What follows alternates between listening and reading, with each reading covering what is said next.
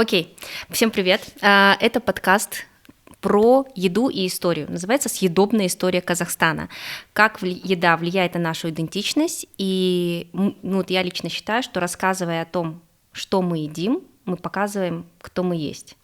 Сегодня я позвала в гости моего друга, фуд-энтузиаста в том числе, но прежде всего Денис Кин, ты известен больше как гид, туристический гид, да, правильно по-русски? Да, туристический гид.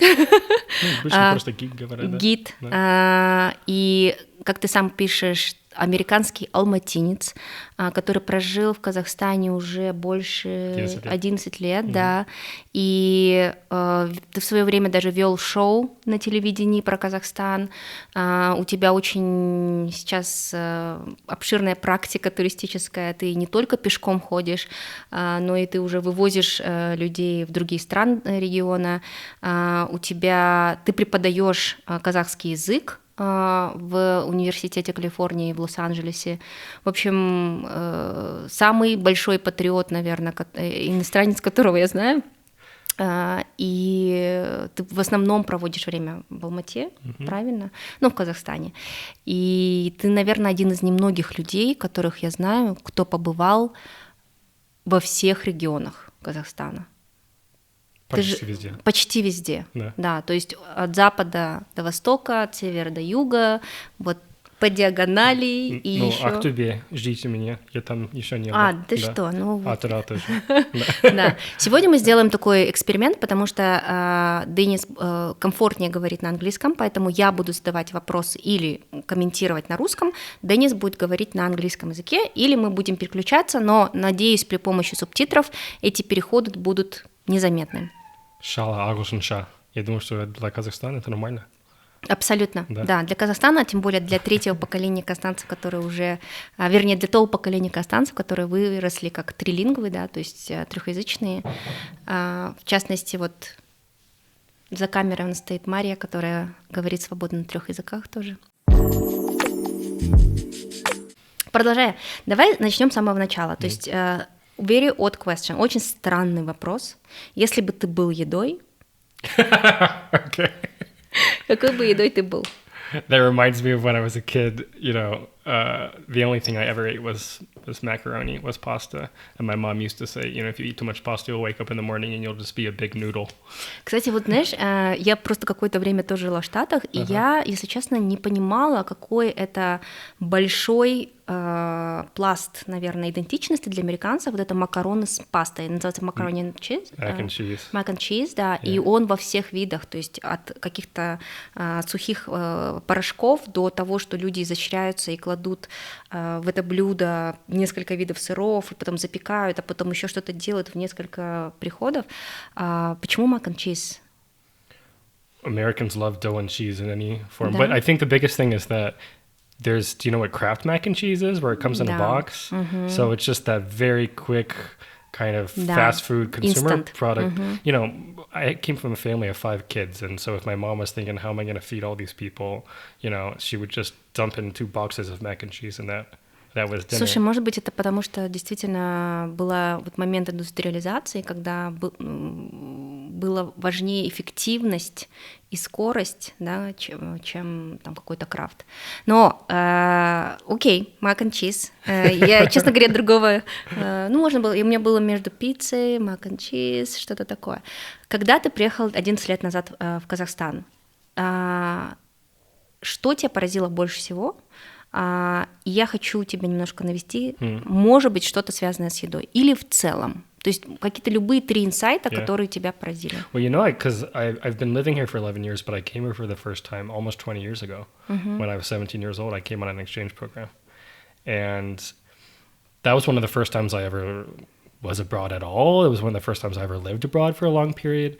And I remember that it was the food that really threw me off, right? Because your food is part of your comfort zone, and here I am staying with the Kazakh family, and the very first meal that they gave me, and this is a classic Kazakh thing where my flight got in at like 2 a.m. I traveled across the entire planet, and of course I can't just go to sleep. They're like, come to the kitchen and have a meal. And they served me a plate of macaroni with ketchup. And I was like, this goes against all of my laws and expectations. You know, it would have been more expected if they gave me some lamb or something, but they gave me macaroni and ketchup. And that was, it was the beginning of that culture shock for me, that everything I ate that summer, I stayed for 2.5 months, was something totally new. And it also made me realize that what is kind of that домашняя кухня in Kazakhstan is not always something specifically Kazakh, specifically from one group.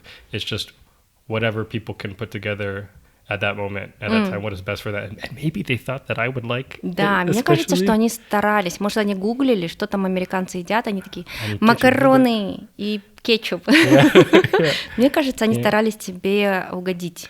And I spent a lot of that time summer eating in the stolovaya of the Dom Druzhby. I was studying Russian and Kazakh at Dom Druzhby, and we would go down into the basement every day and have lunch. And it was kotlety, which is a lot like meatloaf, which is an American dish that we eat. And it was a lot of pelmeni and this kind of what I often call sovetskaya kухня. Right? You can't really say what nationality. Kotlety, actually, do you know the story of kotlety? That it was Mikoyan, the Soviet minister who went to America, ate burgers, and came back to the Soviet Union, was like, this is a perfect way to take meat and turn it into something more approachable, and they made it into kotlety. Я не знала об этом. Серьезно? Yeah. Это потому что у меня всегда был running joke, что мы не любим бургеры, потому что у нас есть нормальные котлеты. Оказывается, это наоборот. Это бургер, который превратился у нас в котлету. Насколько я знаю, yeah. And a lot of that kind of Soviet food was attempts to kind of learn or like take some lessons from that American fast food process, right? Which is, it was just a challenge of like, we've got this baby boom, we've got this growing population, how do we feed these people efficiently? Да, и поэтому они начали добавлять туда еще и хлеб, чтобы, наверное, больше было объема. Это очень смешно. Слушай, ну сколько лет ты уже ведешь туры? Уже 8 лет. 8 лет, и у тебя есть туры, которые специфически направлены на определенные этнические группы. У меня разные туры. So for one of the longest tours that I've been doing is the Green Bazaar tour, which itself is kind of an overview of all Kazakhstani food. And that's what I love about the bazaar, is that it's kind of all of the ingredients and cuisines of Kazakhstan under one roof. And this summer, we've just started doing specific food tours. And so we have one tour that's all about Kazakh food, one tour that's all about Caucasian food, and different varieties. Well, I decided, it's kind of hard because I was looking at the cuisines of Kompot, of the neighborhood of Kompot, and they're famous for their shashlishnayas. Yeah? But which kind of... Caucasian, like... What kind of... Yeah, not white person food. Извините. Да. Кавказская еда. Кавказская кухня. Because there it's all mixed up, right? Like one shashlishnaya is owned by an Azerbaijani family, another one is owned by a Turkish family. Кстати говоря, вот пока мы на теме кавказской еды, это правда, что все практически шашлычные в Алмате принадлежат в основном азербайджанцам? Yeah, and I believe that's also true about the Georgian restaurants of Almaty, right? Because there's a bit of a paradox that the city is full of Georgian restaurants, right? And it's kind of, I would say, the most beloved food in Almaty after Central Asian food, right?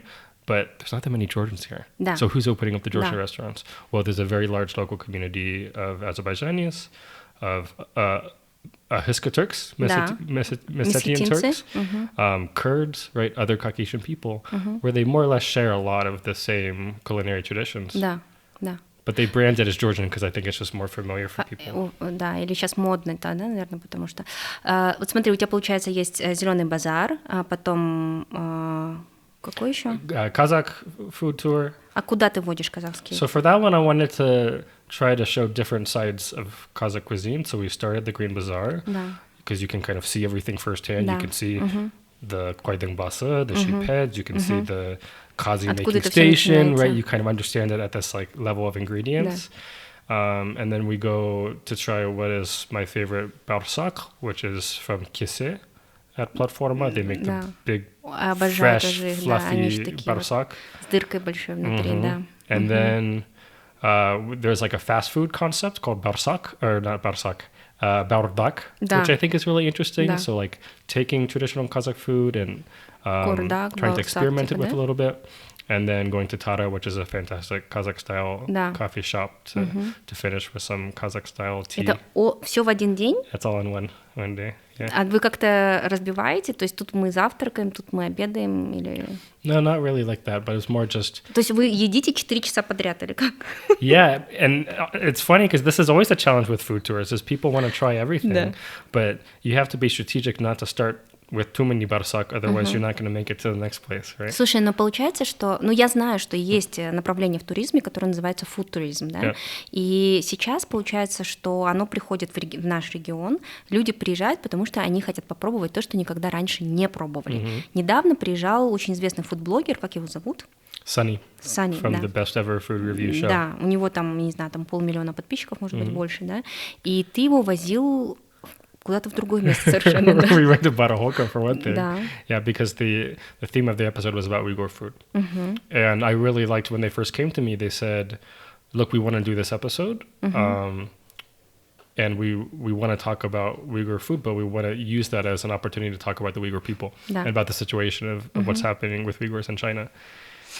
And my first reaction was like, wow, that's a really heavy mix to be like talking about Lagman one moment and then talking about concentration camps the next moment. But that's the reality of this community. And so that's what we did. We went to Baraholka with this like legendary Monty cellar and walked around Baraholka. We had Lagman.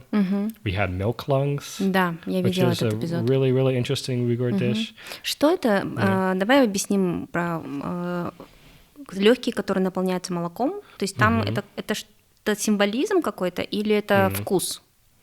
Maybe there's symbolism behind it, but I think it's basically a way, the way I put it in the episode was of like turning organ meat, which can kind of have like a very specific smell and flavor, right? And giving it more of like an approachable texture and flavor. So what they do is they basically glutenize the lungs. They take flour and milk and they pour it into the lungs and let it soak like that. And then when it's done, man, when you eat it, you would never know it's an animal part. It tastes like polenta or like tofu. Wow. Yeah. А по какому случаю готовится это блюдо? I don't know that actually. I've seen it just on menus at Uyghur restaurants in Almaty. Как это называется? Wupke. Upke. Yeah. And it's usually served yesip upke with yesip, which is like a rice and meat sausage. Yeah. Often it's rice and liver. And those things are served together. Слушай, и вот получается, что ты не только вот этого конкретного Саня ты возил на Барахолку, но вообще ты возишь людей еще и в Байсерке, то есть в села, где проживают компактно, да, там и уйгуры, в Дунганские тоже села ты возишь. Расскажи про ту фуд-культуру, наверное, да, которую ты видишь там. So I've run tours out to Dungan villages of Kazakhstan, to Masanchi. And there's, of course, some great Dungan restaurants out there. But it's hard. That was hard to figure out how to do with guests because Dungan food is often in just these vast quantities, right? These feasts where they'll have like 99 separate dishes. So I'm like, if I'm bringing like 4 people out there, I'm not going to make them eat 99 dishes of steamed meatballs. But we tried to find what was, and something that they can't necessarily try in Almaty because there are Dungan restaurants here, and practically any Lagman restaurant is going to be influenced by Dungan cuisine. So we didn't go out there to try Lagman. We tried mostly these kind of steamed foods. They have steamed eggs and meatballs.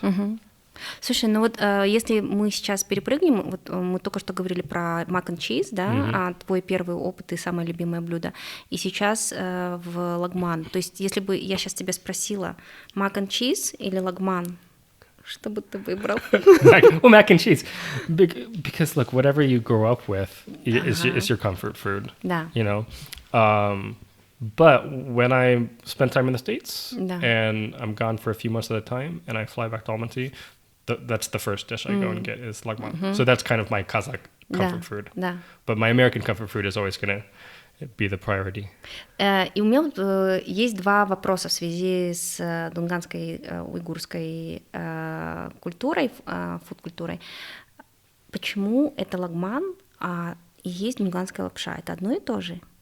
Как ты это наблюдаешь? What's interesting, because before we talked about this, I actually hadn't heard it called that before, Dunganskая лапша. Да. I had always come across it as lagman. And То есть звучание одинаковое, правильно? И в дунганском, и в...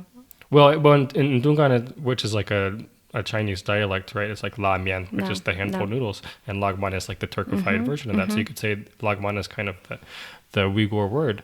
But if you think about it, it seems like more logically it would have more ancient roots in Dungan culture, which in Chinese is Hui culture, right? Because Uyghur food, like most Turkic food, was probably not heavily based in flour dishes traditionally, right? It would have been more meat and dairy. But Uyghurs and Dungans have been living side by side in Xinjiang for centuries now, so it's pretty useless to try to pull apart those threads and understand whose is whose. Ты думаешь, что невозможно разделить их? And what's the point? Let it just be lagman. Not everything has ты to be знаешь, вот labeled. казахи, допустим, спорят по поводу бешбармака, который ед, с кыргызами, да, кыргызы спорят там с узбеками по поводу нарына, там, там многие других блюд, да, то есть на самом деле вот эта вся идея подкаста, да, как исследование о том, чтобы разделить, но не для того, чтобы заоунить, да, там сказать, что это наша еда, да, а для того, чтобы просто сохранить это как часть своей идентичности, да, и, возможно, были разные подходы, была причина, почему это называлось так, или какие ингредиенты использовались, да, или там, допустим, что-то связано было с миграцией, да, то есть люди переехали, и они вот в такой-то период времени приехали, и, соответственно, забрали слепок того времени с собой еды, а сейчас, допустим, к примеру, это уже рамен. That's almost certainly the case with Dungan culture, for example, right, where it's like a classic diaspora that was severed from the place where they came from, right, where Dungan families didn't go back to Lanzhou and to Gansu, Shanxi for 2 centuries almost, for a century and a half now. So they've basically, some people like to think of it as being preserved, like frozen in time. Да. But at the same time, of course, there's change. And of course, they're going to be disconnected from certain ingredients. When they're making dishes for a larger audience in restaurants, they're going to be catering it for local taste. So foods evolve. And they evolve kind of in isolation from their origins. Вот смотри, мне очень интересно про поводу, продолжая тему фудтуризма, какие еще очень отличительные кухни ты замечаешь в нашем регионе? То есть, понятно, мы говорим лагман, мы там уйгурская, дунганская, казахская, кавказская, что-то еще. So I think let's use I tend to use those like broader regional categories because I don't want to break it up. So Caucasian cuisine, for example, right? It's easier to say that than to pick it apart into what is Azerbaijani, what is Turkish. So Caucasian cuisine is the huge influence. Slavic, Central Asian, and then Korean. I would say those are probably the major ones. And then on top of that, you have this kind of layer of what I call Soviet cuisine, which has it's got a lot of French influence in there from through Russian cuisine. It's got a lot of American influence, like the cheeseburgers, right? So that's definitely a layer on top of that. И сейчас у тебя есть, допустим, внимание, то есть ты уделяешь внимание вот этим турам. Я знаю, что еще у тебя есть туры в казахскую слободу, да? Там тоже что-то с едой связано, или это больше исторические какие-то моменты? Well, we see it because we go to the bazaar there, but the bazaar is a pretty typical Kazakhstani bazaar. I can't say that there's anything specific to Malay Stanitsa. I mean, they have a large Caucasian population in Malay Stanitsa, actually, so there are some women there who sell like these like certain Caucasian peppers. But otherwise, if you were to walk around, it would feel like a pretty typical Kazakhstani bazaar. At the church, we go to the Church of Our Lady of Kazan, Kazansky Sobor. And there it's interesting because the church, they make their own food products. So they make their own kvass. I've never seen spinach kvass before. Have you tried that before? Зеленого цвета или какого? It's like neon green. I was skeptical that they're actually making it from spinach because it looks like it's like some kind of food dye. But it kind of looks like Russian tarhun. No, they call it spinach kvass, and they have some kind of grapefruit kvass too. But they make their own pastilla. It's a whole, and everything is branded like. Это где, в каком месте? Kazansky Sobor. Это нужно туда пойти? В какой день? В любой день. Ну, в любой день или только вот на уикенд? Когда No, they're open all the time. They have this kind of иконная лавка. And inside the икона, this kind of icon candle store they're selling. Слушай, мне еще вот, если мы сейчас уйдем из Казахской Слободы, но вернемся в Кавказскую еду, потому что мы сейчас находимся в районе, который известен там и шашлычными, и хычинами. Хычины. Да. Мне показалось интересным, ты просто за кадром это рассказывал, что хычины привезли сюда не грузины тоже, а привезли сюда балкарцы, да, которые были тоже депортированы в, тоже в 1937 году, скорее всего, это было. Как так получилось, что... вернее, расскажи всю историю, как ты ее знаешь. I started to become interested in Balkars when I was doing research about Yaponskaya Doroga here in this region, which is like a famous hiking trail right outside of Almaty. It's called the Japanese Road because supposedly it was built by Japanese prisoners of war. And we do know that there were Japanese camps out here in the mountains after World War II. But then in the course of doing that, I learned that there are some people from the Balkar community who say that it's not the Yaponskaya Doroga, it's actually Balkarskaya Doroga, that it was built by Balkar prisoners or spetsperselenцы. Да. And so I met some lovely people from the community, and they took me to their own cemetery. They have a Balkar cemetery up here. Beautiful old like traditional Balkar style stone graves, amazing mountain vistas. And that's their kind of traditional cemetery. And then she took me to this cultural center.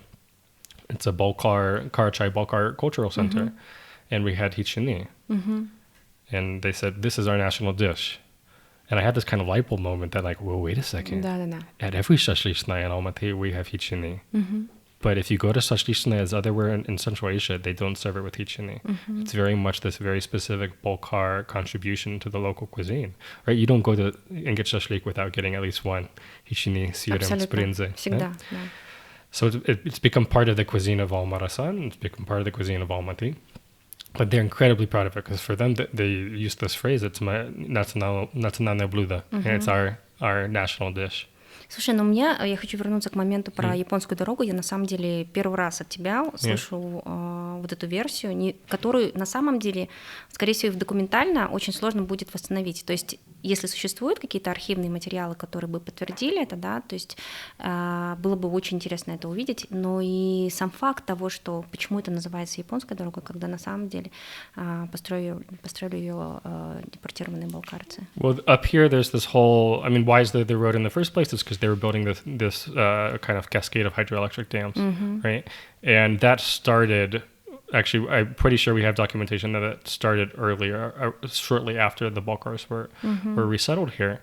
And the Japanese only arrived in 1945 after the war, right? So just according to the timing, it's clear that there was some work that was already being done before the Japanese came, and maybe that included the road. The road was there because they had to drill these long tunnels through the mountains in order to bring the water through there. So it's entirely possible. And of course, this is based off their oral histories where they talked to their grandparents who said that, we worked there. Слушай, вот интересно, они, когда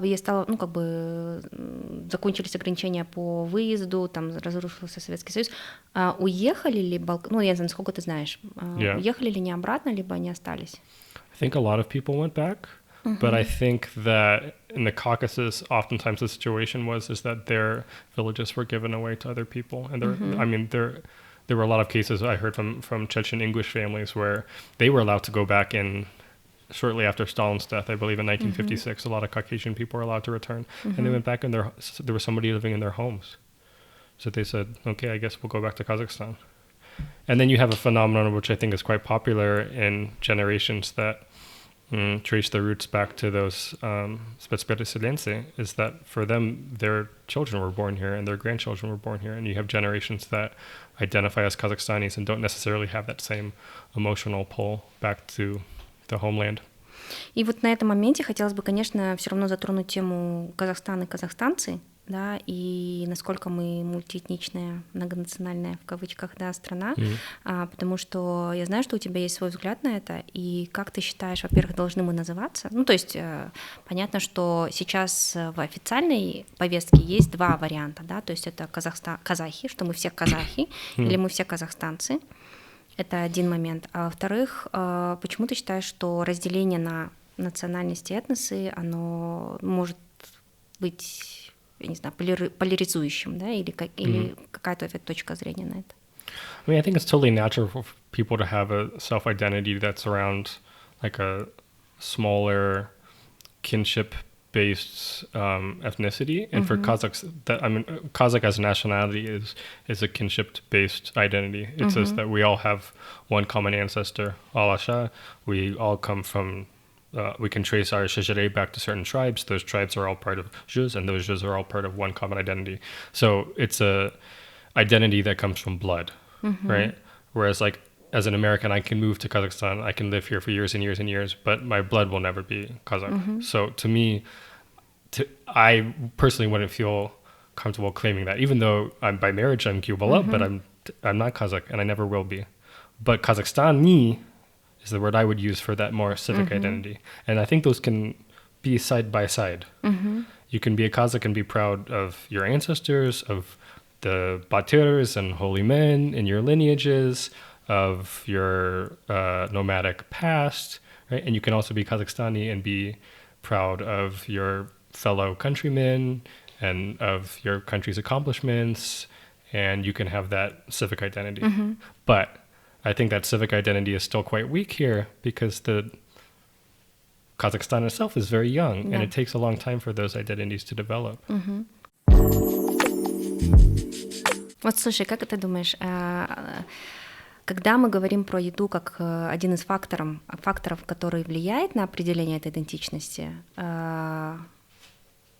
поддерживаешь ли ты эту мысль, что это очень сильная какая-то простая мысль, простой вход, да, в идентичность, потому что, ну, как бы мы едим это 3 раза в день, как минимум, но в то же самое время как будто она очень глубокая, да, то есть у нас у всех есть какие-то рецепты, которые идут там, допустим, от бабушек или там от каких-то еще более дальних родственников, и это добавляет в осознание того, кто мы есть.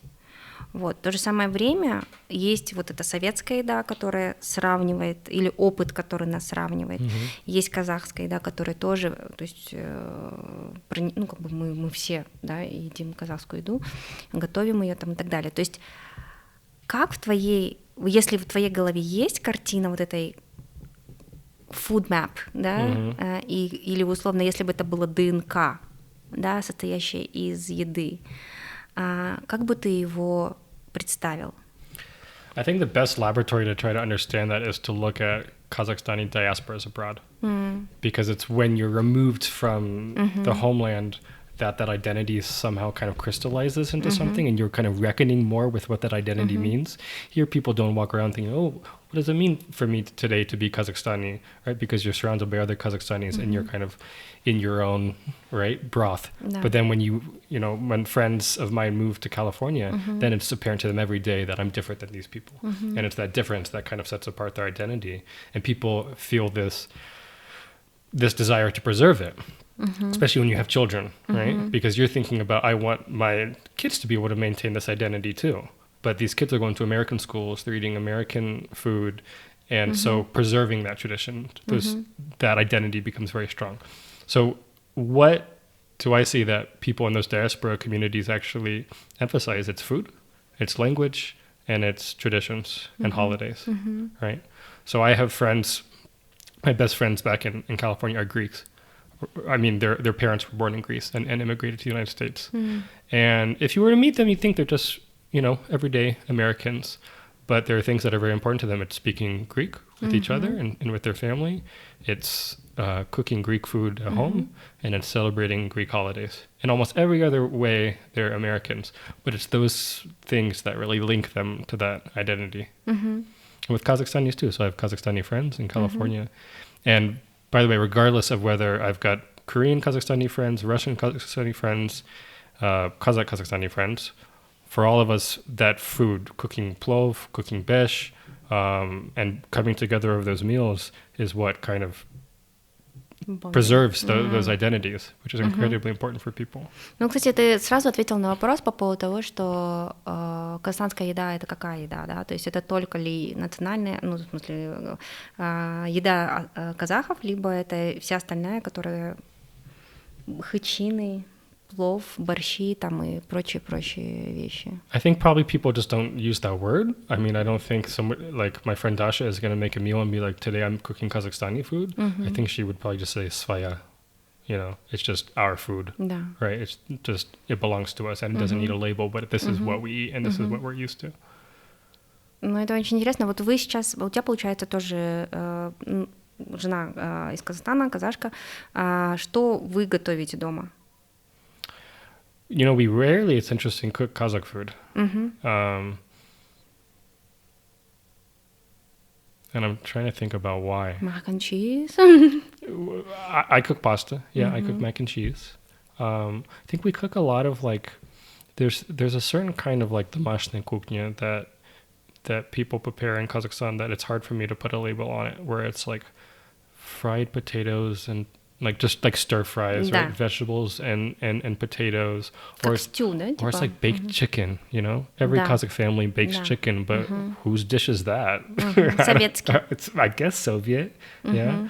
So it's a lot of just that very basic, hearty домашняя кухня. But when it comes to Kazakh food, I don't know. I don't want to speak for my wife, but I think that maybe there's a more complicated relationship with that Kazakh identity. And I also think she just doesn't like baranina and konina that much, which is a big part of the Kazakh cuisine. So. Ну, когда, допустим, вы ездите в гости к ее родственникам, да, то есть там, скорее всего, накрывают стол? Yeah. Ну да. Yeah. Какой? Well, она из западного Казахстана. Она из западного Казахстана. You know, this is an interesting question. I've just been writing about this, about regional food in Kazakhstan. There's not that big of differences, to be honest, in regional food in Kazakhstan. The best that we eat, though people like to imagine that people in the West are eating fish barmak. Да. Они едят? We went to Uralsk to film my TV show years ago, and the producer's idea was, let's do a whole episode about fish. They live on the Ural River. Fish is a big part of the diet. And so they said, can we arrange a segment where we eat fish barmak? So I said, okay, I'll see what I can do. I called up my wife's family. I said, would you be fine like cooking this fish barmak for us on camera, and we'll sit down and have a meal, and this will be part of the episode? They said, yeah, okay. So we went, we ate the fish barmak, and then after the cameras turned off, they said, what is fish barmak? We've never eaten this before in our lives. Серьезно? То есть это была созданная какая-то концепция для туристов или что это? I don't know what it is, because first of all, fish barmak, come on. It's, of course, it's a really goofy, like, faux English Kazakh word. Слушайте, ну это вот эти вот тоже легенды, да, которые создаются, а потом их, ну как бы они такие слишком хорошие, и их поддерживают. It's very strange to me, the whole thing, because, I mean, fish was never a big part of any Kazakh's diet. I mean, Kazakh nomads used to look down on Russians for being fish eaters. For them, fish was this kind of like dirty haram, not haram in the Islamic sense, but kind of не предпочтительные. Yeah, food. So I doubt that. Oh, and you know, another dish that we had out there, which is interesting, is koktol. Да, коктал мы тоже здесь готовят иногда, нет? But I'm really curious. I haven't been able to find any actual information about the origins of koktol, because what is that? Это речная рыба в основном делается, сазан. But with tomatoes and smetana? Come on, what is Майонез, that? So that seems to me like it's some kind of Soviet-era invention, probably of some chef. Somebody liked it, yeah. Но я думаю, что она возникла, когда люди ездили на рыбалку, а люди часто ездили на рыбалку, и просто там коптили сразу на каком-то там огне. But now it's a thing, yeah. И как будто это тоже интегрировалось в часть казахской еды. I mean, I think you can find koktol in a lot of parts of Kazakhstan. But things like fish barmak are so funny. Nobody, as far as I know, eats it anywhere else. They eat fish barmak just like everybody else, but they just have different words. That's usually, right? I think in every region in Kazakhstan, there's a different word for what you call the dough. They call it unkal. Which, you know, I had this kind of light bulb moment when I thought about that. Что это? Unkal is the same word as hinkali. Yeah, А because... что это значит? Хинкаль тоже, типа, это тоже тесто, да? Как... I've tried to think about it because I know that also that there's a Chechen Dagestani dish where they make these kind of garlishki that's Да. that they call inkal. And so probably it was like a just word for dough, and it became used for dough products throughout the Caucasus. And if you think about it, Uralsk, not that far from Astrakhan, not that far from southern Caucasus. Интересно. Yeah, so they call it inkal. Какие еще, вот смотри, ты был везде, что-то еще необычного, помимо того, что мы все слышали или пробовали, что ты еще что ты пробовал, что ты ел? Well, I'm always looking for something different because when I first moved here, I tried everything local that I could, and so at a certain point, I'm like, okay, I know Lagman, I know Manti, I know Pesh. I want to try something new. I'm always looking for something new. So whenever I travel, I try to ask people what is something I can only find here. The last one I was in Simi, and I found out that in Simi, they are very proud of their own ponchiki. You ever heard of Semiyski ponchiki? Как донатс, типа? Или как бы баурцаки, или что это? Listen, it's like donuts, but they're stuffed with liver. Как пирожки? Kind of like, but more like bilashi because they have meat in them. Там дырка внутри? It's like a big fried dough ball that is stuffed Он закрытый with liver полностью. inside. То есть там нет, как в беляше, дырочки вот такой. And the most famous place is they make these in the Stolovaya of this old, I think it's like bread factory or meat factory in this industrial neighborhood of Sumy. And I heard about this from my friend Yakov Fyodorov, who's a cool travel blogger in Kazakhstan. He's from Sumy. And I was asking him, he's like, go try the Semiyski ponchiki. Semiyski ponchiki. Пончики? Yeah. I tried it just for the sake of the novelty. I don't like liver, so I didn't love that part of it. But I like the idea that Sumy has its own thing. Because as an American, we're very attached to that idea that every city should have its own food, that every region should have its own food. And so it was fun to find something that was like specifically Sumy. We also tried... what do they call those? Теперь у меня вот этот mental image, вот этого пончика с ливером, оно у меня почему-то как-то... Причем я же не видела, я пытаюсь представить, это как будто баурсак. Big fried sharik. Прям вот такой большой он, да? I mean, it was like that big, yeah. И он внутри полностью забит. Эта печенка, она перекрученная, как сказать, она mashed или что с ней сделали? They just deep fry it. Кусок печени? Yeah. То есть это не фарш? No, dough. Да, fried dough, and inside is the pechin. А печень как сделали ее? Как фарш? I don't know. I didn't see how they made it. Ну, на вкус это было как фарш, да? Yeah. Well, I mean, you can get with liver, you can get like pirashki with liver here. You can. Да. It's an ingredient. Прикольно. Yeah. Окей, всем по-латински. Чек. Что Yeah. еще? Yeah. In Kizilorda region, I remember being excited to find yesip, which is also a liver dish, actually. Maybe these liver dishes become regional just because a lot of people don't like liver, me included. But they have yesip, which is like a liver sausage with rice.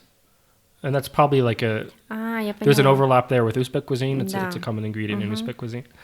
То есть это тоже в кишку набитое, да, получается? Yeah.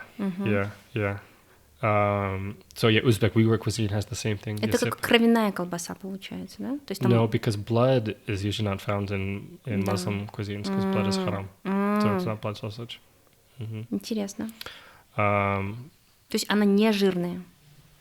Или жирная? Там есть жир? It's not too жирный. Не слишком жирная. Но вкусная? Again, I'm not the right person to ask because I don't love liver. Окей. But I tried it for the sake of experimentation. They had kawankak, dried melon. Now that's something you can find at the Green Bazaar, but it's more common in southern Kazakhstan. I had an interesting one recently. I went to Olatau. Так, да. Which is the newest province in Kazakhstan, Olatau province. Outside of Jeskazgan, we went to the village of Olatau, and we had some meals with a local Kazakh family that has a guest house there. And they served us beshbarmak, but it's unlike any beshbarmak I've ever seen because it had this meat in it. And I was looking at the meat, and I'm like, that's not kaza, it's not karta, it's not... Goat? It was cow udder. Что это? Where the milk comes out of the cow. And I'm trying to remember what the Kazakh word for it was. Я не знаю. But they were eating their beshbarmak with cow udder.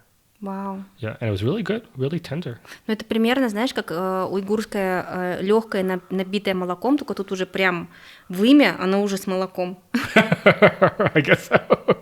Но оно еще и в бешбармаке. Yeah, and who knows what kind of like you said, deeper symbolical meaning there might have been behind that at some point, but the cow liver.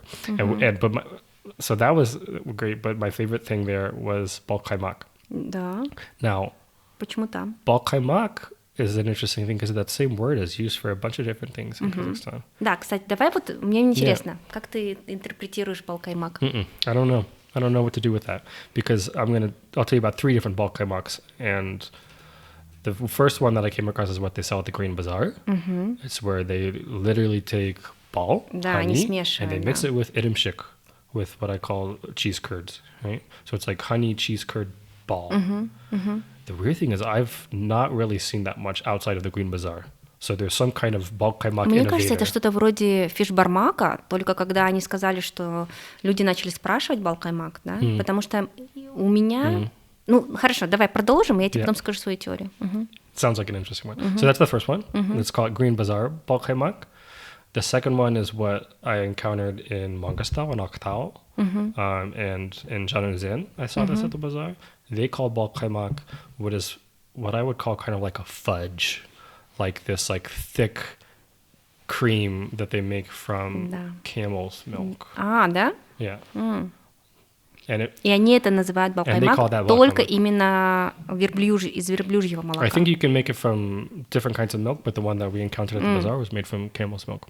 Okay. And then we have this bal kaimak in Waltao, which is my favorite so far, where there's no honey. It's I don't want to get this wrong, but where they take slivki, they take some kind of cream and they boil it and boil it and boil it so it gets concentrated, and it just becomes this very sweet, yummy thing that you put on you dip your balsake. So you got 3 bal kaimak. Да. Вот я больше за версию, когда это, по сути, считаются вторые сливки. То есть ты первый раз снимаешь молоко, и получается вот этот пахта, да, и второй раз ты уже вот эти сливки ты кипятишь, и на поверхности их уже появляется bal kaimak, да, то есть это крем де ля крем. But sugar? Do you add sugar? Нет. Do you add honey? Нет, это потому что это само молоко, оно жирное, эта жирность дает уже определенную сладость, там, да, ну как бы, потому что оно быстрее проникает в рецепторы, и, соответственно, у тебя как масло, как сливочное масло, и оно обволакивает все твои вкусовые рецепторы во рту, и у тебя ощущение, что это как бал. Okay, now tell me if this was your theory, because now following from that, in Kazakh you say baldai, like it's like honey just to say something is sweet, and you can use the word bal just to mean something with sugar in it, right? Да. So the bal kaimak is just sweet cream, right? But Да. then somebody heard bal kaimak and they thought, oh, it must have honey in it, and they kind of came up with their own version. Да, of мне that. кажется, это уже вот такая вот версия, когда типа придумали и начали спрашивать, такие, а точно, нужно же добавить. Мне кажется, это просто уже локальная какая-то маркетинговая стратегия, да. Но на самом деле, потому что когда мы, ну, у нас есть попкорн, и мы разрабатывали этот вкус, и я делала этнографическое исследование, я у многих спрашивала, что для вас bal kaimak, и люди, которые с детства знают этот вкус, они всегда это описывали именно, что это именно вот это самые жирные сливки, которые ты ешь, и там нет никакого добавленного сахара, они просто естественным образом такие прикольные. Потому что в Турции, ты знаешь, bal kaimak это... Oh yeah, that's the fourth one, totally. Tell us what it is in Turkey. В Турции это тоже, то есть это вот этот крем де ля крем, но они подают, я называю это bal kaimak, да, но они подают это вместе с медом, и поэтому, когда ты ешь это, ты как бы зачерпываешь сначала каймак, и потом бал, да, и получается вот этот bal kaimak, да. Ну, то есть мне кажется, тут просто несколько вариаций на тему, но по сути это сливки, супер отобранные сливки, вот.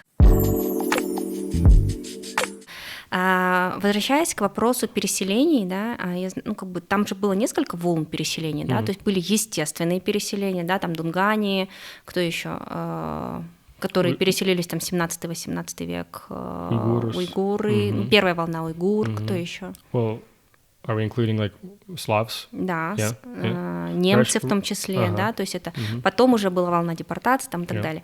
Как ты думаешь, какие, во-первых, культуры, фуд-культуры, да, они с собой привезли?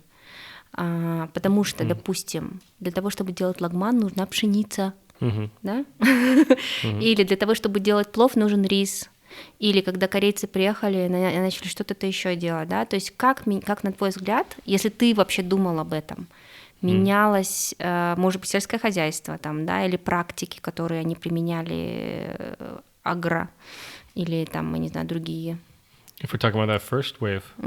Yeah. Вообще, в целом. То есть, может быть, что-то ты заметил, или когда ты делаешь экскурсии, ты, допустим, я бы сказала, наверное, что рисоводство появилось в Казахстане только потому, что корейцы сюда переселились, да? Yeah, but well, I mean, on the territory of Kazakhstan itself, probably, but of course, Central Asians were eating rice from plov for centuries, so they were making rice, but maybe not on the territory of Kazakhstan. Yeah, but goods like rice and flour can be made and sold everywhere, right? So you don't necessarily have to be growing the rice or the wheat in Kazakhstan itself for that to для того, чтобы это стало, нет, чтобы это стало практикой, понимаешь? Практика это когда ты в ежедневную рутину практически вводишь этот продукт или ингредиент, там, да? Мне кажется, что, ну, к примеру, немцы приехали, наверняка что-то, ну ладно, не будем спекулировать, я просто думала, что если ты об этом думал, то, может быть, какие-то такие интересные. Потому что почему мне нравится мне нравится сейчас вести этот подкаст, потому что, скорее всего, вся эта информация, она не собрана в одном месте, понимаешь? То есть я не могу открыть какую-нибудь фуд-энциклопедию, да, Казахстана и сказать, вы знаете, первый раз пшеницу или там лапшу приготовили в таком-то году, потому что там, да?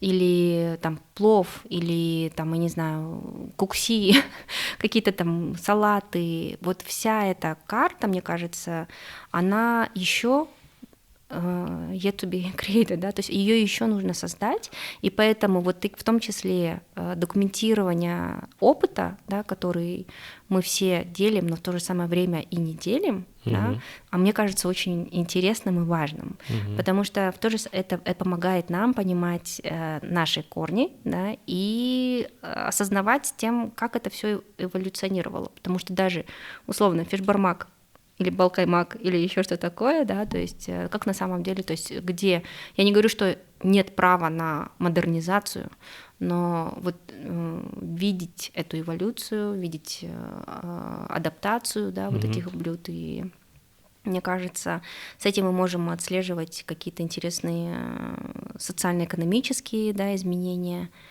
В общем, вот. I mean, food history is always a really tricky thing because what are our sources? Like, we can find cookbooks, but cookbooks only really became a thing, like, boomed in the 20th century and starting in the 19th century. You can look at ethnographers' reports about, and travelers, what were they eating? And then you can just use oral histories about what did my grandma make and how did she learn it from her grandma. I'm thinking about, like, because I like travel literature a lot, and so I read a lot of stories of Western travelers coming to Kazakhstan and what they ate. And one thing that I see is that whether they're staying with Kazakhs or Russians or whoever, the food that was being served was just much more basic and limited in its scope than what we're used to now, because the kind of ingredients that we have available are just so much wider than we have now. And there's also just a level of affluence now that was not the case back then. So a lot of it is basically what is kind of like working class, almost like poverty food. It's soups, it's stews, it's kashas, right? When it comes to Kazakh nomads, we have this idea that Kazakhs are carnivores. They're eating meat for every meal.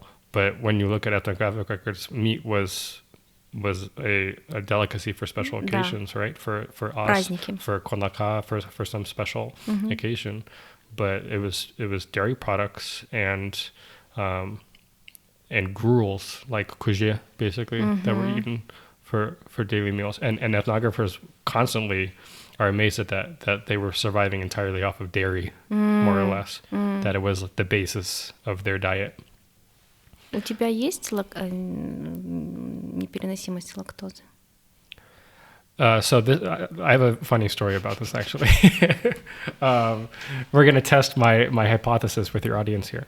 So I have this hypothesis, and I got it from another ethnographer. Which is that we believe that Kazakhs have a mass case of undiagnosed lactose intolerance. And the way I realized this personally firsthand is that I heard about this thing called salmotherapy, right? Where there are these yurts and camps set up in the mountains in Southeast Kazakhstan. People go and they spend a week, 2 weeks at retreat. Detox. Right? And it's really this kind of like detox from the city, but also cleanse detox. Your body. It's a cleanse. Right? And people eat a very simple diet and they drink liters of salmo. And so I signed up for one of these salmo therapies. I took Adisa and the kids, and we went out to Kartkara for a few days. And like everybody was warning me. They're like, bring a lot of toilet paper. Be prepared to spend a lot of time in the bathroom. It's all it's gonna flush everything right out of you. And so imagine the very first like glass I'm drinking. I'm so nervous. I'm like, I'm gonna have to run to the bathroom right away. And I waited and waited. Nothing happened. The next day, I drank like 3 liters of salmo. Nothing happened. Next day, nothing happened. It didn't do anything to me. To you. And so she actually didn't want to do it. So it was just me. Okay. It was just me. Nothing happened. But there were other Kazakh guests who were there, and they were spending a lot of time in the WC. То есть это тебя ведет к пониманию, что у казахов на самом деле есть лактозная непереносимость. Yes, and that's one piece of evidence, is that salmo therapy seems to have an extreme effect on a lot of Kazakhs, where it does have this kind of cleansing effect.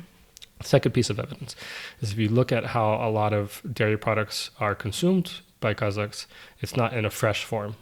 It's actually pretty rare that nomads would be drinking fresh sheep milk, fresh horse milk, fresh, right? Maybe a sip of salmo when it first comes out.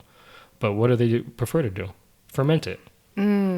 Fermented horse milk, kalmaz. Fermented camel's milk, shobat. Right?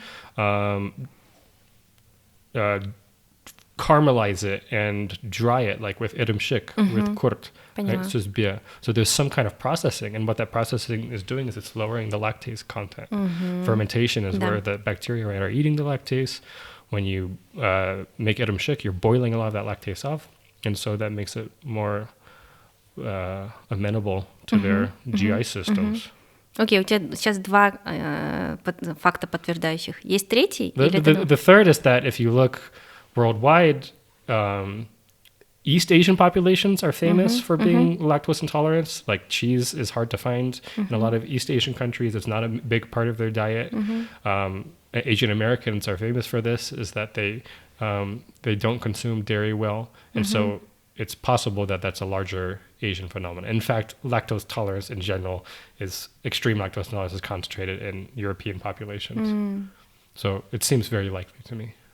But what I really want to hear, and I hope that there's somebody in your audience who is a nutritionist, who's actually gone and studied this, who's a doctor, who can actually, because it should be pretty easy to confirm. I think there are tests you can do, right? Да. To confirm your lactose tolerance. Есть очень известный, я не знаю, по-моему, он еще жив, профессор Шарденов, который стоит за всей молочной индустрией Казахстана.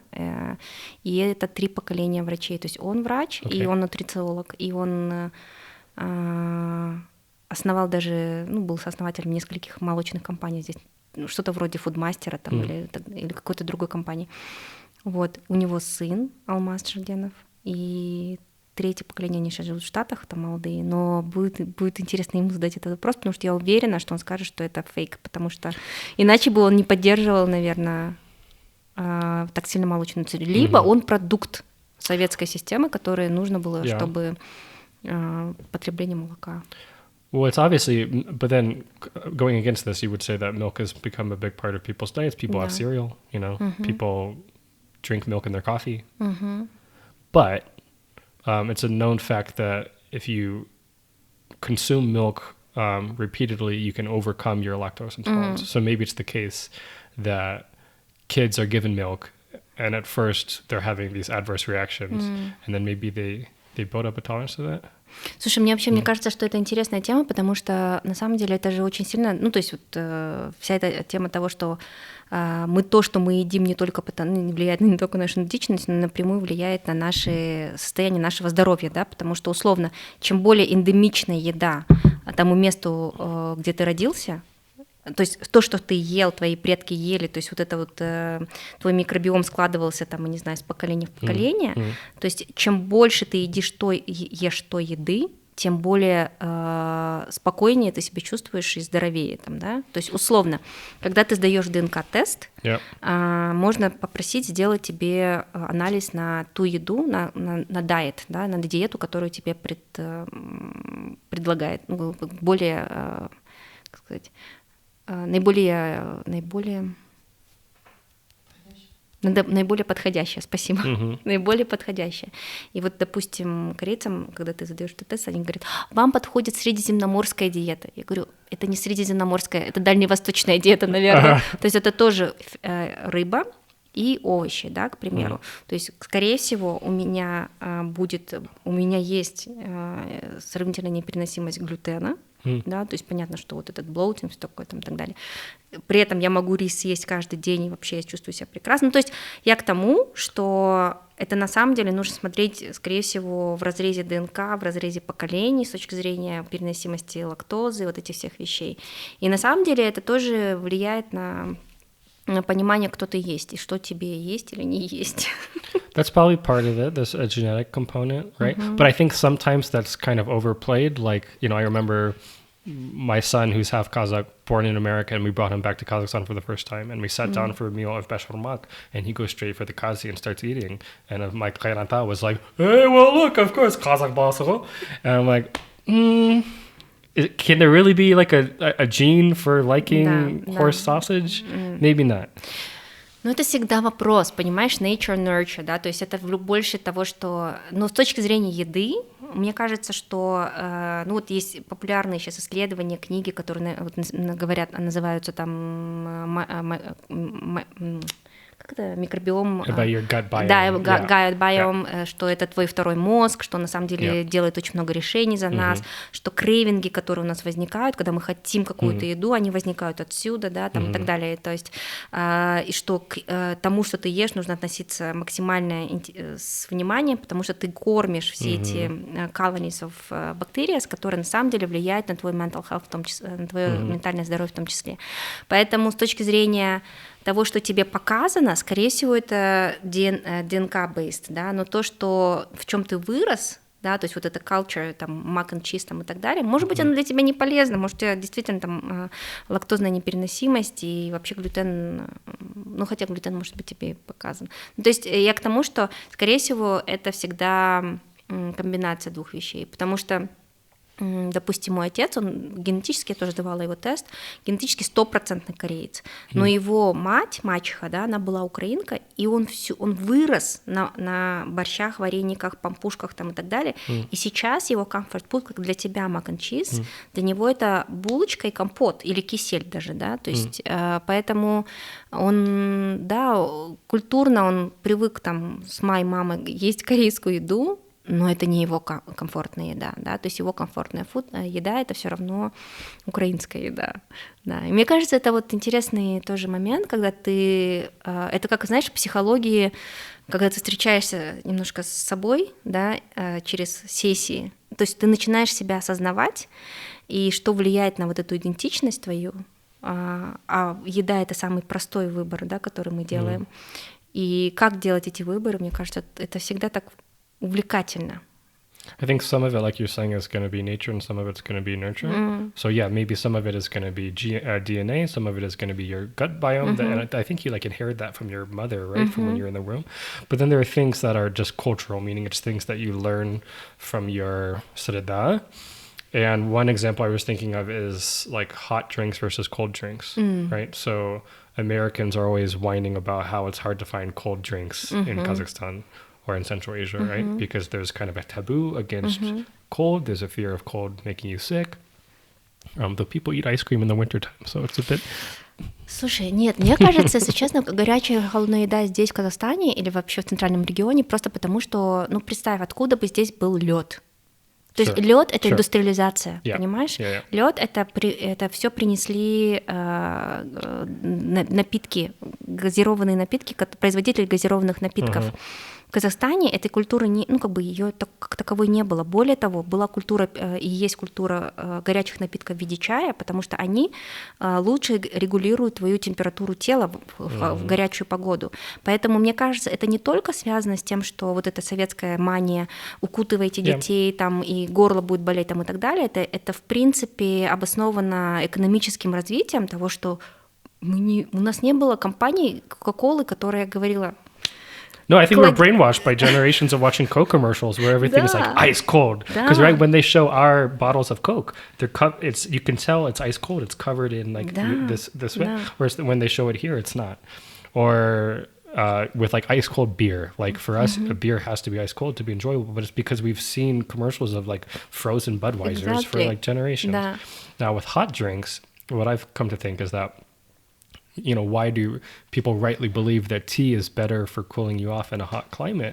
It's that it heats up your organism and it makes you sweat, and that sweat helps you regulate your temperature, right? But принцип кондиционера.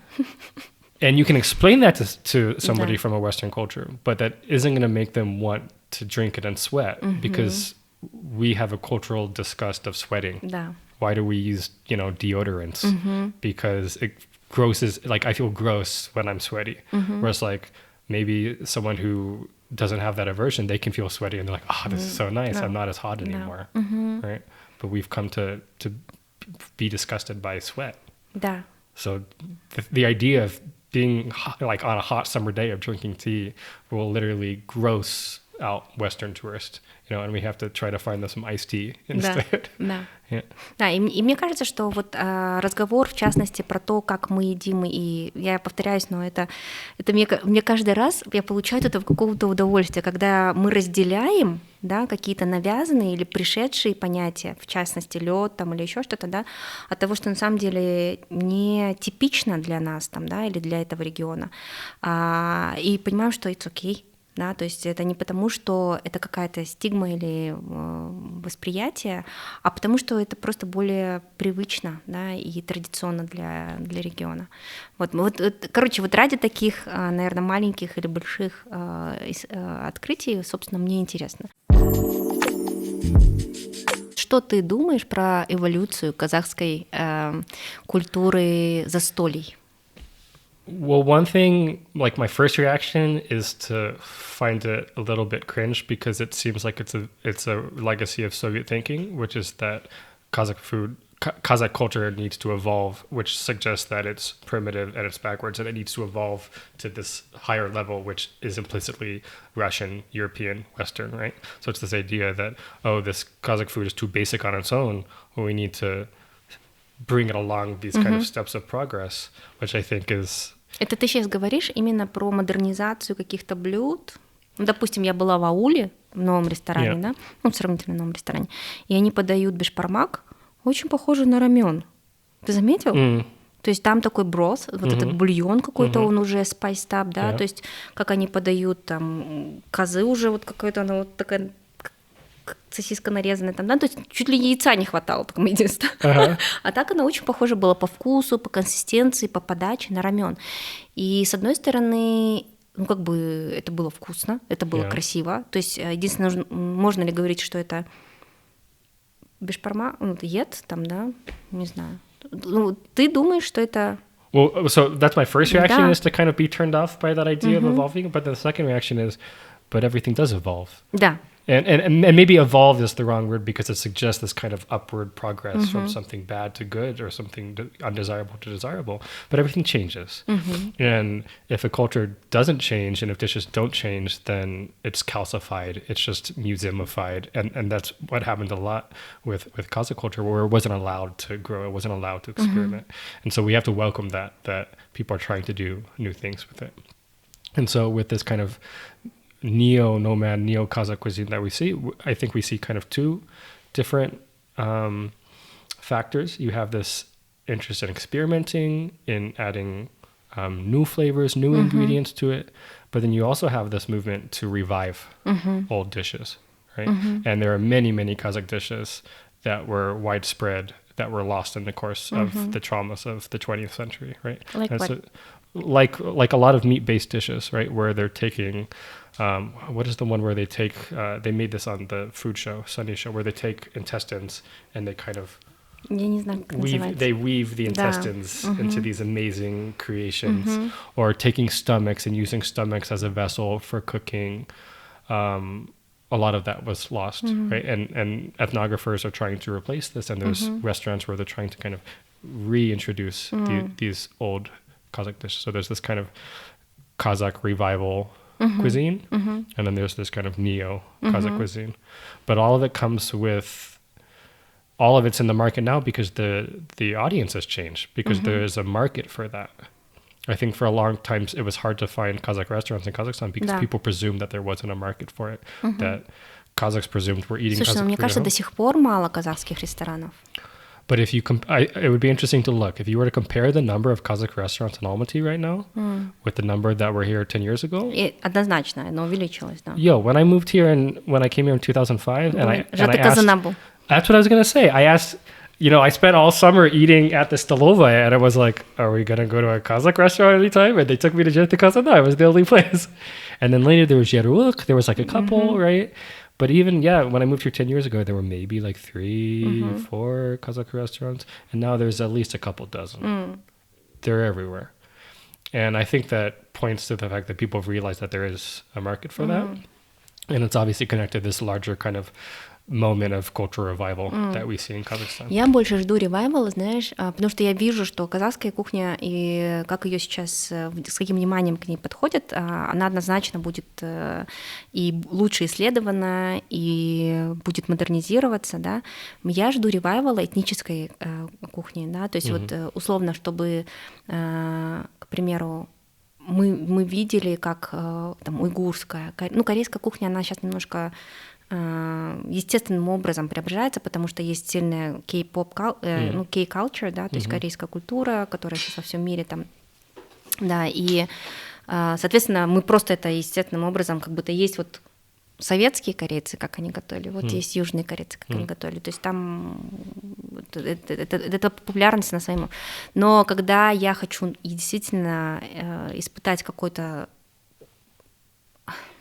аутентичный, как бы аутентичный вкус, я иду в этнические кафе и рестораны, да, причем это могут быть небольшие, очень, как говорят, вот лучший лагман условно на Зеленом базаре там на -1 этаже, там, да, или сдай свои места, вот к чему я говорю. Yeah, I think that all merge with time, but I think that a lot of that is held back by this kind of baggage of cultural inferiority complex that comes from the colonial system, where people say, this is what we make at home, but like it's not worthy of being served in a restaurant. Right? There's this idea that restaurant cuisine has to kind of wow and amaze, and that maybe it's too basic, it's too hearty or something. And it, like the larger inferiority complex that, no, we're just simple nomads and there's nothing that can meet this. This isn't something that people are maybe consciously thinking, but like most cultural inferiority complexes, it's at an unconscious level. Я понимаю. But Kazakh culture is going through that kind of process right now, I think. We see that. 100%. Давай назовем 3 или 5 твоих любимых этнических мест, где ты любишь есть. Можно в Казахстане, не обязательно Алматы. Okay. So for Lagman, my favorite is in the basement of the Green Bazaar. Да. Simply, I think part of it's just the atmosphere of being down there, and я разговаривала с уйгурами, они тоже считают, что там очень хороший лагман, да. So there's a place there that's owned by a Dungan family, and they're the ones who actually introduced me to Masanchi, to the Dungan village. So it's kind of personally meaningful for me to eat the lagman there, and I get jusai and egg lagman. That's my favorite. When it comes to samsa, my favorite is in Kampot.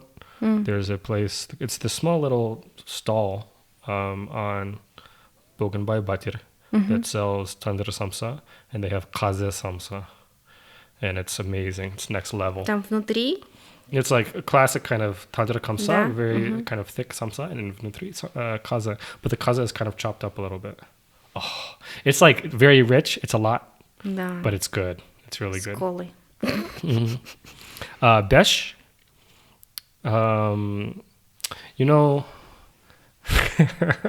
My favorite besh is at Arasan Banya. В столовой? Там, которая мужская столовая? Вот Yeah. Because they have, I don't know what they do. They put soy sauce or something in it. It's incredibly like umami flavor. And they, like a lot of places now, they give you this kind of like kurt dust, Да. you know, to put it in it, which is really cool. And I think there's just something special about eating besh when you're fresh out of the banya. Я, конечно, ела там много чего.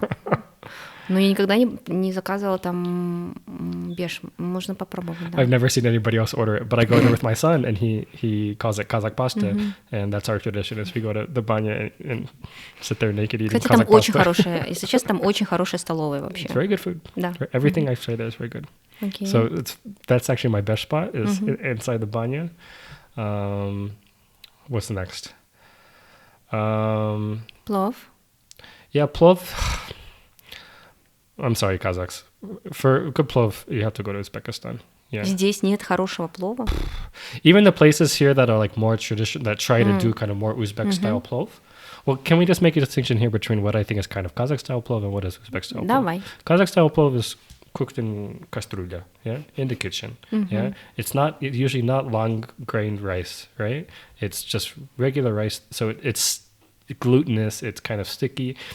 То есть ты не хочешь говорить слово каша, но похоже, как будто на кашу. It's different. It's a different consistency. Not as many spices. You may not even add cumin. It may just be black pepper. Yeah? And then it's carrot and beef. But there isn't that big fatty lamb in there. There aren't the cumin and the cardamom, the different spices in there. And there aren't the bonuses that Uzbek plov has, which is the chickpeas, the raisins, the barberries, everything else, right? So that's Kazakh plov. But for Uzbek plov, I don't know if it's like the meat here or if they're just more, they're more conservative about putting the gurjuk or what Kazakhs call dumba. Because man, when I got this amazing plov in Bukhara, and it was like half dumba, half sheep fat, and that's what adds the flavor. And they brought me a big bone to scrape the bone marrow out into it. So they're just not afraid about throwing in the fat. Это, ну хорошо, давай, ладно, не плов. Плов, короче, мы едим в Узбекистане. Yeah. Корейская еда. I think you just have to invite me over for Korean sometime because the Korean food, I find it very hard to find something that is kind of like local Korean food here. Но ты любишь локальную корейскую или южнокорейскую? Because I think that's what's interesting. I think one day I'll go to South Korea and I can try South Korean food there. In Los Angeles, where I'm from, we have a whole Koreatown. Да. I can go and eat Korean barbecue there. But I'm more curious about what is the Koreo Saram version of that. Their salads, hye is probably my favorite one. What I call Korean ceviche, just because it's kind of unique and fresh and delicious. So let's say the hye from the Green Bazaar aisle. Окей, кавказская еда, шашлык. So for shashlik, I think мы сейчас говорим, и уже начинает это слюни. Our listeners can tell it's lunchtime. Да, мы можем пойти сюда съесть балкарские хачины, если не открыты сегодня. Yeah. So there's a few shashlik hotspots, right? I think every Almatian knows them. It's Almarasan, it's Kampot, and it's Piralmata. But you know where the craziest shashlik is? It's inside the Taslak Bazaar. They call it Цыганский shashlik. Да, все туда ездят, говорят. Yeah. And I don't know why they call it that, but it's a vibe. You got to stand in line for like 20 minutes to get it. They just throw it in this plastic bag or you eat it just standing up with white bread, but there's something... И вот еще вот этот уксус и вот лук, да, который... Yeah, but it's next level. Yeah. Хорошо. Какая еще вот, когда, допустим, ты уезжаешь в Америку, и ты думаешь, вот сейчас бы вот это съесть. О чем ты думаешь? Wait, I have a list. If I had my phone, I would show you, because I keep a list of what are the first meals I'm going to have when I come back home. And I have an American version of it. I have a Kazakh version. Ты как все казахстанские студенты, которые уезжают, а потом домой пишут, я когда приеду, я сначала хочу вот это съесть, потом вот это, и список целый. Yeah. No, so it's kind of those places that I mentioned. It's those Central Asian dishes. Because other dishes like Georgian cuisine, you can find Georgian food in LA. you can find. Actually, there are quite a few Uyghur restaurants Да, in LA, сейчас появились, so you can get kind of some like Central Asian food, but like Kazakh stuff, yeah. Kaze, can't find it. Kaze is always the hot commodity, right? Да. I brought some back for my students a couple years ago, and I had to look up the regulations on the Да, ввоз конины. what is the the tamoshnya website about what you can bring in and what you can't, because horse meat is illegal in America. You can't sell horse meat. But In every state? В каждом in every штате? state. Yeah, it's a national law that was passed, I think, in the 1950s or something, when Я there were почему-то just думала, some что определенные штаты запрещают. everywhere. А, Everywhere. слотеринг может быть запрещен в каких-то штатах. Oh нет? no, of course there's a lot of differences in the state laws, but specifically with horse meat, it's a national thing. There were some horse lovers who had a lobby, and they passed this law that you can't sell horse meat. But apparently you can bring it in. But what the rule said is that it had to be vacuum sealed, and it had to be clearly labeled as horse. And so I went to the supermarket, and of course they sell vacuum sealed kind of Bijan horse meat, but everything was in Russian. And I was like, or Kazakh, I was like, I'm not going to be able to convince the Motion guy that this is horse meat. Google So I found the one with the picture of the horse on it. and that worked. Yeah, so we went through. But somebody stopped you. I self-declared. I was like, I'm just going to be open about this. I had horse meat. I had powdered horse milk Some. and powdered camel's milk. And so we brought all that to my class. All of my American students tried it. Какой у них был опыт? Как What? они это... They were, I was very proud of them. They were all very open-minded, and they finished everything I brought. They liked it. Это вообще удивительно, мне кажется, что они, во-первых, изучают казахский язык в университете Калифорнии в Лос-Анджелесе. Yeah. Да, и хотят быть частью этой культуры тоже, приобщиться к этому. I think a lot of people are surprised when they find out that my class exists. It exists for a very specific reason, because there are students studying Russian language at UCLA, and they come to Almaty to study Russian, and so the goal was to provide them with some Kazakh education before they go. But I think people don't understand that at American universities, classes are open enrollment, so anybody can be in it. And so students, they just need extra credits, and they just flip through the catalog, and they're like, okay, whatever, I'll go to that one. And they show up, and they're like, what's this class? And like, Kazakh. I'm like, you're here to study Kazakh. And they're like, ну ладно. And for 10 weeks, we just если learned честно, Kazakh. мне кажется, что вообще вот сама концепция того, что условный иностранец, как ты, лучше знаешь и понимаешь какую-то локальную ландшафт, особенности, это настолько естественно, потому что когда ты сам живешь в этом, как будто ты меньше обращаешь на это внимание. Когда ты приезжаешь с новым взглядом, тебе лучше видны... I would push back on that a little bit, because I definitely don't know it better. I don't know it. I can never know it as deep as my Kazakh wife, or as you would know. But what I do have the skill for is to be able to see it from the outside, first of all, and then be able to explain it in terms that my American students will understand. So I know how to kind of provide the context that is going to make it understandable and interesting for them. But I'll never have the lived experience and that kind of depth of culture. So what I do for my class is I have a pen pal program where each of my students has a partner, a Kazakhstani partner that they're assigned to. And because I'm like, how presumptuous is it of me as this like white American guy to come in and teach these guys Kazakh language or Kazakh culture? At least every week they should be able to sit with a Kazakhstani person and talk to them about things. And they get a lot out of that too.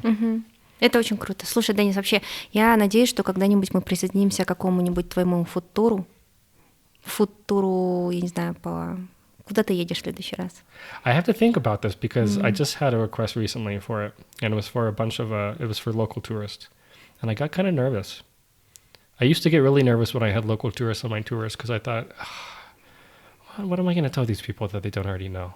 Вот в том-то и дело, что я поэтому и говорю, что ты со своим взглядом, ты намного интереснее и лучше замечаешь какие-то особенности, связываешь их. No, that's fine, but like I can definitely tell people the story of Abay Kundanbayev in a way that they've never heard before.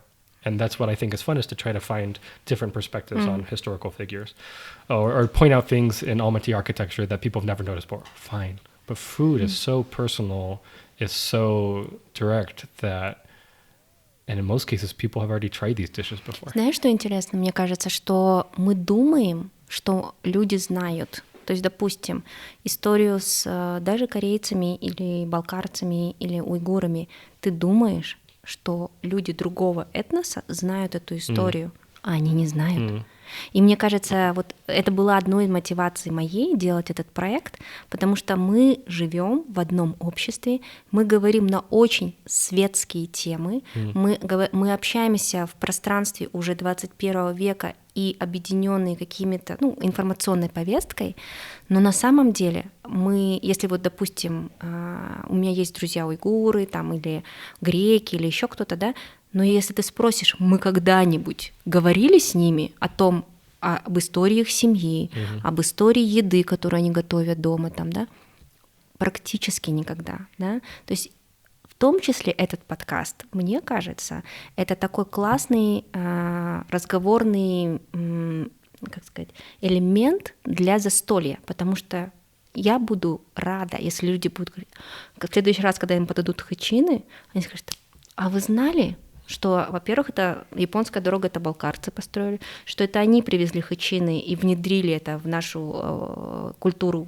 потребления еды и так далее, да, что мы вот через такие простые бытовые вещи станем лучше узнавать. Поэтому я уверена, то, что ты знаешь, допустим, про дунганскую культуру, будучи допущен уже в эти закрытые сообщества, где я никогда не была, хотя я местная, понимаешь?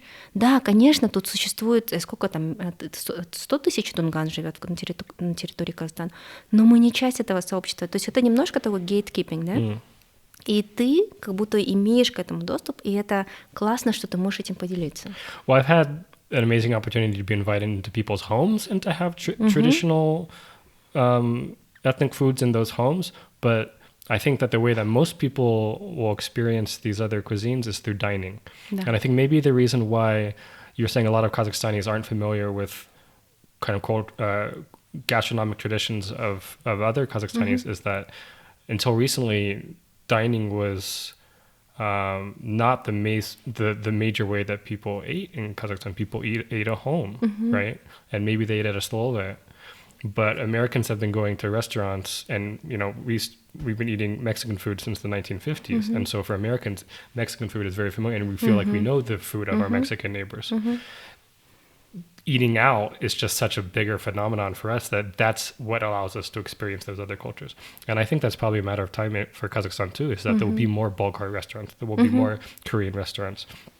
And eventually people will be able to sample those other cuisines. And then there'll be that broader kind of understanding of, oh, this is all one thing. Но возвращаясь к причине, почему стоит пойти с тобой на фудтур, потому что, как мы видим, часто, когда еда доходит до ресторана, ее либо модернизируют, либо каким-то образом изменяют. Да? Когда мы идем на фудтур с тобой, скорее всего, мы пойдем в какое-то очень аутентичное место. И это то, что интересно. То есть мне бы вообще было бы классно, если бы мы с тобой пошли на свадьбу или на какое-то, понимаешь, очень традиционное мероприятие, куда у меня не было доступа. А с тобой, мне кажется, это было бы продавалось как горячие семипалатинские печёночные пирожки. I'd love that. Yeah. No, I think I welcome anybody to take my tours, including locals. And often I learn just as much from my local guests as they learn. It becomes more of a dialogue, more of an experience together. Мне кажется, это больше такой, знаешь, bonding experience для... Не то чтобы мы хотим что-то... Я бы думала... Не то чтобы я думаю, что ты что-то совершенно уникально расскажешь, но give access, дать доступ к этому опыту. И даже иметь этот общий опыт вместе с другими людьми, которые тоже присоединятся. Потому что, мне кажется, это просто fun time. Спасибо тебе большое, что ты пришел, и супер классная история. Я надеюсь, что да, мы поедем на фудтур, и приглашайте нас на свои свадьбы, пожалуйста. Очень хочется на какую-нибудь классную свадьбу попасть. And now we're gonna go get some lunch, I think. Yeah. Да.